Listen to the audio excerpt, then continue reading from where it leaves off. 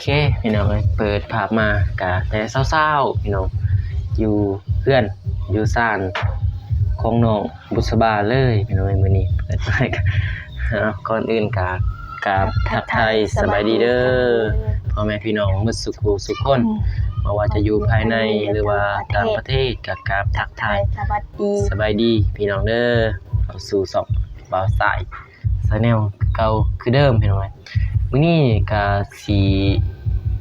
เป็นโอกาสหรือว่าเป็นคลิปแรกที่บ่เคยถ่ายพี่น้องก็สิมาแจ้ง FC เลยพี่น้องคือตอนนี้ก็ทางเบาซ้ายก็ได้ มื้อคืนพี่น้อง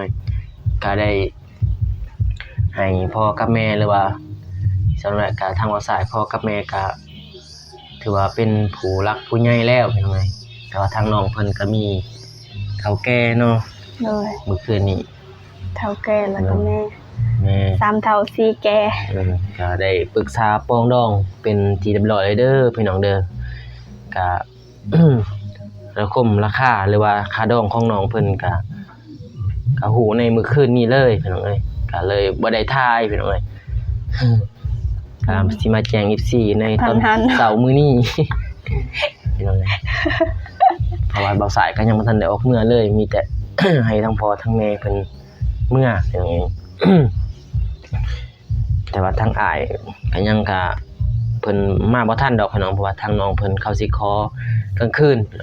ทางอ้ายเว้านุ่งหรือว่าสิเว้ากันกลางคืนอบรมกันกลางคืนโดยถ้าเป็นคือบางทางถ้าอันนี้ตามบางครอบครัวเขาก็สิอันนี้กลางเว้นแล้วเขาสิกินหมูนะแต่ทางนี้กลางคืนแต่ก็บ่ได้กินหมูเพียงแต่ว่ามาเว้ามาอันนั้นหมู่หั่นจังกินข้าวฮีตนั่นน่ะให้แบบว่าสิว่าแล้วก็ให้มันเป็นแบบบ่พิธีผิดข้องเนาะโดยแบบว่ามาให้เพิ่นมาเว้าก่อนนะพี่น้องคือเพราะว่ามันพิธีผิดข้องก็คือกินหมูแล้วนี่ก็แม่นข้าวฮีตทางนี้แล้วข้าวฮีตอยู่ทางของน้องแล้วเนาะเพราะว่าทางฮีตนี่สิกินหมูแต่ค่าดองนี่ตัวว่ามีงัวหรือว่าควายอีหยังหั่นสิเป็นแบบตัวเฮาสิเลี้ยงแขกทั้ง2ฝ่ายจัดงานโดยจัดงานเบาสายก็มาอยู่เฮือนน้องเพิ่นบ่มีเงินหรือว่าบ่มีหรือว่าสำหรับทางพุ่นก็มีเบามิกแน่พี่น้องครับน้องเพิ่นบ่มีไผหรือเบาสายมาอยู่น้องเพิ่นซะพี่น้องเพราะว่าทางน้องเพิ่นก็มีแต่แม่แล้วก็อ้ายหั่นนะก็ถ้าเบาสายมากก็อาจจะเป็นเสาหลักของน้องเพิ่นโดยพอได้พึ่งพาอาศัยกันค่าดอกมันอาจก็สิลดผ่อนจากเอามือเฮือนนี่แหละพี่น้องเพราะว่าทางฝั่งลาวเพิ่น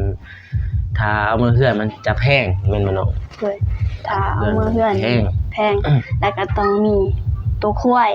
มีควายเนาะโดยค่าดองก็แพงขึ้นอีกคูณจะว่าคูณ2บ่จ๊ะโดยถ้าอยู่นี่หั่นก็คือเฮาก็เอาตามฐานะของเฮาก็บ่มีแต่คือคนอยู่ในบ้านแนวเขามีอยู่นี่แท้ๆเขาก็ยังเอาหลายมันก็แจ้ง FC เลยว่าค่าดองทางน้องเท่านั้นเท่านี้มันจึงได้กู้ไปนำกันเลยพี่น้องค่าดองน้องเพิ่นก็ราคาเนาะค่าดองนะมันราคาเหมือนราคางัวควายเลยว่าค่าดองมาอยู่นี่ก็น้องเพิ่นเงิน10หรือ20ล้านพี่น้องแล้วก็ค้ำ2สลึงงัวตัวนึงมีแต่เท่านั้นเลยก็คือสิบ่มีซอยบ่มีอีหยังซอยเงินอีหยังก็คือบ่มีถ้าเอางัวแล้วก็เงินแล้วก็ค้ำเอามาปบบัดเดียวก็สำเร็จเรียบร้อยพี่น้องถือว่าบ่ได้ของค่าเลยยังโดยก็คือเป็นแบบคือเขาบอกซะแบบถูกต้องตามกฎหมายนะคือว่าใส่เรียบร้อยโดยตอนนี้บ่าวสายก็อยู่เฮือนน้องเพิ่นเลยพี่น้องแต่ว่ามีแต่ท่ารอรุ่นเพิ่นแหละถ้าหรือว่ามีเงินมีค้ำก็สิได้จัดงานแต่งแล้วก็ใส่ค่าดองเลย แต่ตอนนี้นี่บ่มี อืม มีบ่ ตอนนี้ยังบ่ทันมีคือว่า เงิน ถ้ามีเพิ่นแหละพี่น้องเอ้ยก็สิได้จัดงา ก็ น คือ แต่ง เฮาก็บ่ได้ถามว่าเดี๋ยวนี้บ่สิเฮ็ด อืม ก็คือเรื่องงานนี่สิจัดก็เพื่อเพราะว่าเฮามันเป็นครั้งแรกในชีวิตเนาะ เนาะ แบบครั้งแรกครั้งเดียวในชีวิตน่ะนะนั้นเฮาก็อยากมีแม่นบ่งานแต่ง เนาะ มีแต่ถ้า คน เฮาก็คือเพิ่นเว้าแหละจัดก็ได้บ่จัดก็ได้ แต่สำหรับเฮานี่อยากมีเพราะว่า เพราะ ค ว่า รั้งแรกครั้งเดียวเทื่อหนึงเทื่อเดียวนะ สำหรับแล้วก็ถ้าได้แต่งก็แต่งทีเดียวเลยบ่มีอีกครั้งที่สองพี่น้อง โดยแบบนั้นน่ะถ้าเฮา ก็รอเบิ่ง อยากมีคือผู้อื่นอยากจัดน่ะนะ แต่บัดนี้ถ้าสิได้ไปถ่ายคลิปก็ได้สิพาน้องเพิ่นไปเลย เพราะว่า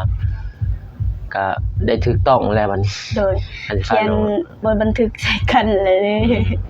อันสิพาไปเรื่อยๆก็บางทีก็ FC เพิ่นก็เข้าใจอยู่แต่ว่าคนในบ้านในเมืองเพิ่นอาจสิบ่เข้าใจพี่น้องเอ้ยคนในบ้านในเมือง อย่างแบบว่าเฮาไปแบบแนวบ่ดี แนวมัน มานั้น เออ ทั้งๆที่เฮาไปนี่บ่ได้เป็นแบบนั้นเลยได้แต่สิมีเสียงซุบซิบซุบซิบ คือเขาบอก อืม เขาก็สิเว้า ถึงเราสิบ่ได้ยินก็มันสิมีแบบต่อฮู้กันมาเลย โดย ก็เลยสิ มาฮอดเฮาน่ะ ก็เลยมีข่าวดีเร็วๆเลยพี่น้องเอ้ยไวเผาอะ ไว้แบบเฮาคือถ้าเฮามาคักกันก็ อืม แบบนี้แหละไว้ก็แนวแบบสายแน่นมาฮอด อืม ก็จักสิเฮ็ดจังนะมันมาฮอดแล้วเฮาก็อันนี้ก็จะท่าเบิ่งว่าแนวใดเนาะ เลยแต่ว่าเงินนี่ต้องได้ให้น้องเพิ่นก่อน10หรือว่าปะ10ก็ได้นะเนาะมันมื้องาน ต้องได้ อืม มื้อถ้าสมมุติว่า เงิน ถ้าสมมุติว่าเฮากินดองหรือว่าบ่กินดองก็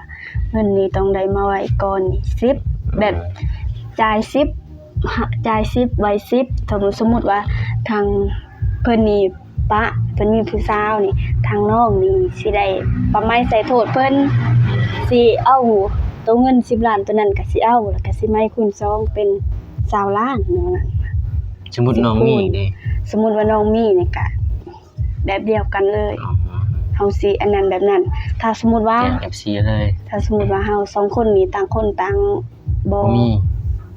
บ่มีหรือว่าบ่อันนั้นก็แม่นจบกันอยู่หั่นเฮาจบกันอย่างดีหั่นน่ะสมมุติซื่อๆเด้อพี่น้องเด้อตัวนี้เฮาสมมุติว่าเป็นหยังเฮาต้องไว้เงินส่วน10ล้านอยู่ในหันหั้นนะไว้กระจาย10แต่สำหรับค่ำนี่ต้องได้หมดพี่น้องเอ้ยกับหัวต้องได้หมดก็คือสิบ่ได้ค้างเด้อพี่น้องเด้อก็คือถ้าเฮาค้างแล้วสมมุติว่าฮีดทางนี้ถามแนวใดบัดนี้ ก็คือที่ว่าอันนี้ก็มันต้องให้อันนั้นหั่นนะ แบบว่า ฮีตเนาะปกติแล้วก็ฮีตพี่น้องฮีตแบบเสิร์ฟก็ฮีตแบบลาวนี่แหละ แต่ว่ามันก็สิบ่หลายแห้งก็ถ้าเฮาบ่อันนั้นมันก็สิหลายแห้งเนาะ โดย สอบบ่มีฮีตก็มีฮีตก็ มี ฮีตแบบธรรมดาฮีตแบบฮีตศาสนาพุทธ ศาสนาพุทธนี่มัน อืม ธรรมดา ธรรมดา ก็คือหมู่นี่เอามาเฮ็ดหยังหมู่นี่เอามาเลี้ยงเฒ่าแก่ผู้ที่เพิ่นเสียไปแล้วผู้ที่เฮานับถือเพิ่นหั่นนะ อืม หมู่ก็ต้องมีเอามาแล้วก็อันนั้นแล้วก็แบบเกลือเพิ่นหั่นนะนั่นให้เพิ่นกินนะ เฮาก็ ที่ ขอบ ต้องรับ เพิ่น ไปแล้ว แม่นก็ขอบเพิ่นว่าผู้นี้เด้อมาอยู่เฮือนว่าเป็นนั่นเป็นนี่หั่นนะ อืม มาขึ้นเฮือนว่า ก็มีแต่แนวนั้นพี่น้องเอ้ยแจก FC น้อง FC สิว่าโอ้คือว่าบัดนี้มีแต่บัดนี้นี่สิบ่ได้ให้หน้าให้ตาก็สิได้ถ่ายกับน้องเพิ่นไปเรื่อยๆเลยพี่น้องเอ้ยไปหาอยู่หากินหรือว่าไปนั่นไปนี่ก็ต้องได้ถ่ายแล้วบัดนี้พี่น้องเอ้ยเพราะว่าก็ได้ก็อยากถ่ายอยู่ตอนนั้นกับพี่น้องเอ้ยแต่ว่าเฮายังบ่ทันเฮ็ดหรือว่าบ่ทัน บ่ทันเฮ็ดให้ถูกต้องตาม เฮ็ด กฎ ถูก หมาย ต้องตามกฎหมาย เป็นของประ โด เพ ย ณี เราสิถ่ายน้องเพิ่นไปเลยกันบางที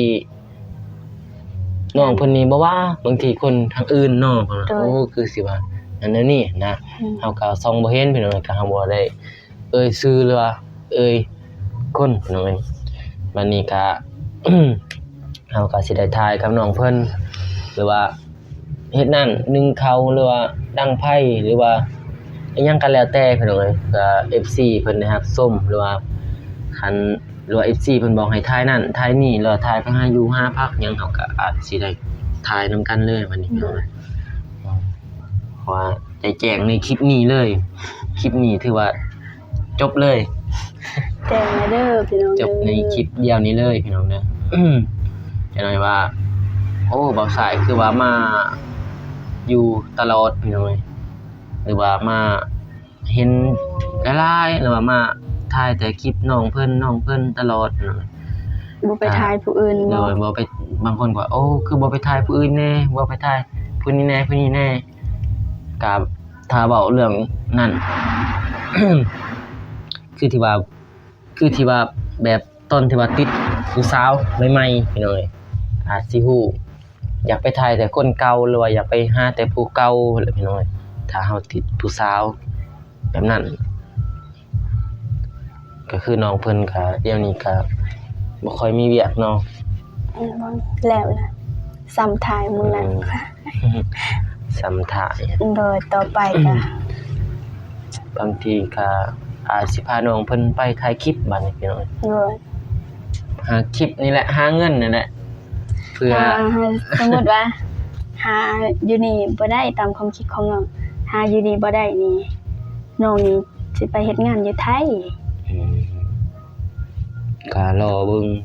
ก็ลองถ่ายคลิปไปก่อนพี่น้องเอ้ยสักเดือนหนึง2เดือนไปเบิ่งมี FC หลาย ทางน้องก็อีต้นเพิ่นอีกน้องเพิ่นแม่นอยู่ดอกเพิ่นจะมาแต่งเฮาแต่เฮาก็อีต้นเฮาก็อยากหาเงินค่าดองช่วยเอามาให้แม่น่ะ หรือว่าหาเงินที่ว่าเผาจัดงานแต่งพี่น้อง โดยแล้วก็อยาก ถ้ามันดนมันนาน อยากมีเงินจัดงานเอา มัน ว่า ดนนานก็ลืมเด้พี่น้องถ้าดนนาน มันก็บ่ลืมดอกแต่เฮาก็อยากมีคือเขานั่นแหละ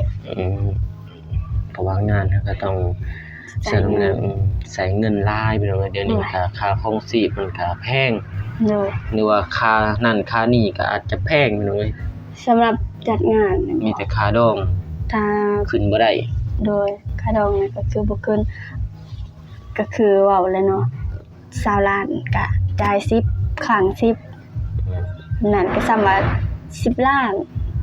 เงินค่าดอง10ล้านคำ2สลึงงัวกินตัวหนึง งัวนี่มันกินน้ำกันพี่น้องงัว กินน้ำกันทางผู้ใหญ่ทางสองฝ่ายเพิ่นมา กินในมืองานดอง มา จัดงานดอง ถ้าว่า งัวจักหนองงัว สองน้อง งัว2หนองกินพี่น้อง โดย เพราะว่าทางพังหนองหนึงทางพังเอาสายหนองหนึงกิน ก็คือบ่มีอีหยังมากมายพี่น้องมีแต่3อย่าง4อย่างนี่แหละ 3อย่าง 4อย่างกับหมู่เท่านั้น ก็คือถ้ามืองานดองถ้าผู้ใหญ่ทางไอ้สายเพิ่นอยากช่วยซื้อแบบคือเนาะแก้วดองเพิ่นอยากช่วยซื้อเบียร์บ่มาหารกันแบบนั้นก็ได้พี่น้องเอ้ยแต่ถ้าสิว่าเรื่องค่าใช้จ่ายทั้งหมดนี่สิมีแต่ทางฝ่ายหญิงฝ่ายชายนี่ก็คือจ่ายแต่ค่าดองนี่ก็แม่นจบ แม่นบ่ได้เสียเนาะ แม่น ถ้าสมมุติเบียร์ยังมีต้องได้ทางน้องเพิ่นซื้ออยู่เด้ โดยก็คือทางฝ่ายหญิงถ้านี่แหละอยากไปหาเงินเพราะว่าเฮาบ่มีเงินสิจัดงานถ้าสมมุติว่าเฮาหา2คนได้เฮาก็มาจัดงานเฮาอีกก็คือพี่น้องเห็นอยู่พี่น้องเอ้ยแม่ของน้องก็บ่มีก็คือเพิ่นก็ยังเจ็บออดๆแอดๆนั่นแหละในคนเฒ่าเนาะพี่น้องเนาะจะว่าเศร้าอันนั้นก็บ่เศร้าพี่น้องเจ็บแบบนั้นไปรับจ้างก็บ่ได้เงินค้ำก็บ่มีพี่น้องก็ต้องได้ดิ้นรนหาเองถ้าหาบ่ได้อีหลีอีหลอก็จำเป็นว่าสิไปเฮ็ดงานอยู่ไทยบัตรออกแล้วเด้สิไปแต่ว่าเพิ่นมาก่อน สิไปเฮ็ดงานอยู่ไทยถ้าบ่ได้อีหลีถ่ายคลิปก็บ่ได้ก็จำเป็นแหละ ถ้าเฮาขยันถ่ายบางทีอาจสิได้เนาะเพราะว่าเฮาก็บ่มีต้นทุนแน่ โด เรา ย สิถ่ายหรือว่าไปนั่นไปนี่ถ้าถ่ายแบบกับน้อง2คนก็บางทีอาจ FC เพิ่นก็อาจสิ ถ่ายไลน์กับ เบื่อ เบื่อ อืม แม่นบ่ อย่าในซีเพิ่นเบื่ออีก เพราะว่ามัน เนาะ สิมีคลิปใดก็ต้องมีน้องบุตรคลิปใดก็ต้องมีน้องบุตรจนใน FC ว่าโอ้ยเบื่อแล้วน้องบุตรบ่ได้กับน้องบุตรจักแม่นเรื่องเล่าอีหยังเลยบัดสิว่า ก็มันก็มีพี่น้อง FC เพิ่นฮักก็มี FC เพิ่นสั่งก็มี ก็ปนเปกันไปพี่น้องมาสายก็เข้าใจคือสิว่าบ่ได้ถ่ายคลิปแปลว่าบ่ได้ถ่ายบางมื้อบ่ได้ถ่ายบางมื้อให้ก็คือแบบคิดเรื่องนี้แหละพี่น้องคิดเรื่องที่ว่า อันที่ว่าเรื่องที่มาสิแจ้ง FC นี่แหละพี่น้องเป็นบ่ถ่ายคลิปก็ ขาดๆเคินๆ ขาดเคินๆพี่น้องเอ้ยคิดหนั แต่ ก การเสียอีหลีเนาะบ่ได้ทายตอนที่ผู้ใหญ่เพิ่นมาโอ้ลมเว้ากันคืนนี้บ่ได้ทาย โดน เสียดายเพิ่นบ่ได้เห็นภาพบรรยากาศ ก็คือบ่มีไผพี่น้องเอ้ยทางน้องบุตรก็สิมีผู้ใหญ่ก็2คนแล้วก็3กับแม่4กับน้องเองทางเพิ่นก็ พ่อกับแม่ เด้อ มามี เพิ่นก็บ่ได้ถ่ายคลิปด้วยเมื่อคืนนี้ฟังซื่อ บ่ได้ถ่ายให้พี่น้องเพิ่นได้ฮู้หรือว่าให้แจ้งแต่บ่ได้ FC เนาะโอ้ตัวบ่จัก ๆบ่ได้ตัวเด้อพี่น้องเด้อแต่บ่ทันได้เอาออกเอาเมียนและใบบทบันทึกกันเพิ่นเขียนและเขียนก็แต่ยังบ่ทันได้อันนั้นเพราะว่ามื้อที่เฮาแต่งดองอีกเพิ่นสิมาเขียนให้ใหม่อีกจังนะใบอันนั้นหั่นนี่เพิ่นเขียนแล้วเพิ่นเอาเมื่อนํตัวนั้นเพิ่นว่าถ้ามื้อใดจัดงานดองบ่เพิ่นจังสิเอามาให้เซ็นชื่อทั้งสองคนหั่นนะเซ็นชื่อแล้วเขาสิให้เฮาผู้ละอันผู้ละใบหั่นเจียได้เซ็นตอนนั้น ถ้าอันใดบ่ถือบ่ต้องก็ FC ก็คอมเมนต์มาติเตียงได้เด้อพี่น้องเอ้ยพร้อมรับฟัง เพราะว่าได้แจ้งในคลิปนี้หรือว่าจบในคลิปนี้ที่ว่า อยากให้มันถูกต้องหั้นนะพี่น้องเอ้ยธรรมศาสตร์ก็รู้สึกที่ว่า มันถูกต้องในนี้ก็รู้สึกแบบว่าอุ่นใจหรือว่าสบายแล้วบัดนี้ สบายใจเฮาก็บ่ต้องอันนั้นนะเฮ็ดให้มันถูก เนาะ ตามเหตุเก่าของเดิม พี่น้องก็ได้แจ้ง FC ไปในคลิปนี้ก็มีแต่ซ้ำนี้พี่น้องเพราะว่าก็คือที่ว่านั่นแหละแจ้งก็ถ้าอันใดบ่เข้าใจก็คอมเมนต์มาเดี๋ยวสิแจ้งอีกทีนึง เอามาตอบอีกเทื่อหนึง เอออม นี่เฮาก็มาเล่าสู่ฟังเรื่องคืนนี้แต่ว่าถามว่าสิจัดงานดองบ่ทันฮู้พี่น้องเอ้ย เนาะ เฮาบ่มีงบบ่มีเงินเฮายังสิหาเงิน สิหาไปนำกัน โดยหาไปนำกัน ส่วนแล้วก็นางแต่งนางถ้าว่าพังลาวเพิ่นเอิ้นนางแต่งนาง ก็คือแนวหานำกันเด้มันบ่แม่นว่าภายซ้ายสิมาแต่งแต่เฮาก็สิหามันก็จะเป็น นางแต่งนาง นาง คือว่า แต่งนาง หาด้วยกัน หาโดยหานำกันหาให้นำกัน แข่งกันนั่นน่ะมันก็โอเคพี่น้องก็เฮาได้คือได้ว่าแหละแจ้ง FC เพื่อบ่ให้ของคาใจน้องๆให้ได้รับได้ฮู้นํกัน ถ้าเป็นงานแต่งก็งานแต่งแบบลาวๆพี่น้องแต่งแบบลาวแบบชนบทเฮานี่แหละถ้าเป็นศาสนาพุทธก็แต่งตามบ้านนอกบ้านนา